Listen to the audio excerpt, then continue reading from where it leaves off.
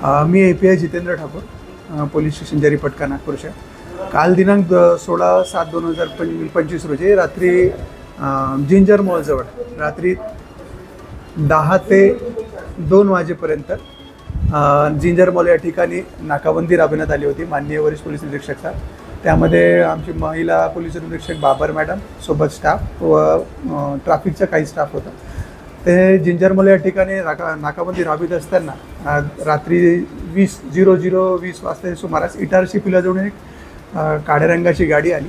त्या गाडीमध्ये एक महिला आणि त्याला नंबर प्लेट RTO नियमाप्रमाणे नसल्याने त्याला जे सोबतचे नाकाबंदीमधले ट्रॅफिक अंमलदार होते त्यांनी बॅरिकेडजवळ थांबण्याचा इशारा केला। त्यांनी बॅरिकेडला बॅरिकेडच्या साईडने गाडी पळविण्याचा प्रयत्न केला, तर त्याला अडवलं ट्रॅफिकवाल्यांनी आणि गाडी अडवून मग त्याला त्यांचे लायसन विचारले।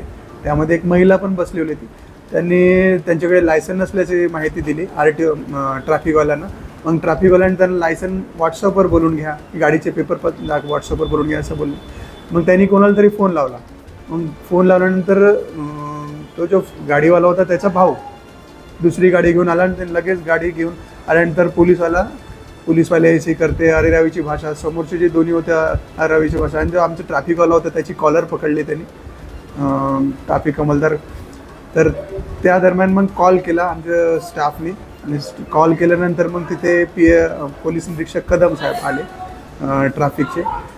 ते आल्यानंतर त्यांच्यासोबत जे मध्ये जी महिला होती आणि जो गाडीवाला होता माणूस त्याने हितेश गजराणी त्याचं नाव सांगितलं, त्याची जी सोबत महिला होती तिने पत्नी हे नाव सांगितले आणि ते पण त्यांच्यासोबत अरेरावीची भाषा बोलत होते। आणि त्या दरम्यान ते जे गाडी आली होती मदत करायला त्यांना ते लोक व्हिडिओ बनवत होते। ते लोक त्यांनी पण पोलिसांसोबत असभ्य वर्तन केलं। मग हे कॉल झाल्यानंतर मग पोलीस स्टेशनचे ड्युटी ऑफिसर आले।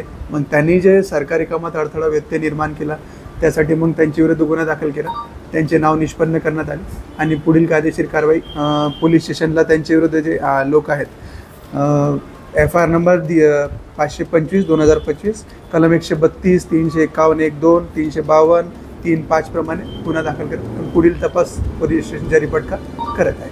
नमूद गुन्ह्याचा तपास सुरू आहे। पुढे जे काय होईल आपल्यास कळवण्यात येईल। नाकाबंदी आपण यासाठी राबवतो की बा कोणी म्हणजे असामाजिक तत्व किंवा चोरी करणारे, घरफोडी करणारे, गुन्हेगार यांच्यावर वचक बसलं पाहिजे।